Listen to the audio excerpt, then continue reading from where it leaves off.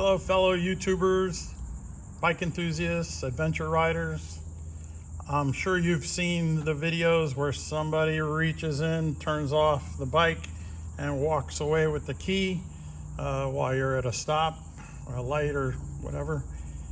I don't know how prevalent it really is, but I thought I would do something about it. So here I have a carabiner on a small keychain. Of course, the key, this is just a Velcro strap, kind of like the ones for extension cords or hoses or whatever you want to lash together. I think I picked it up at Lowe's.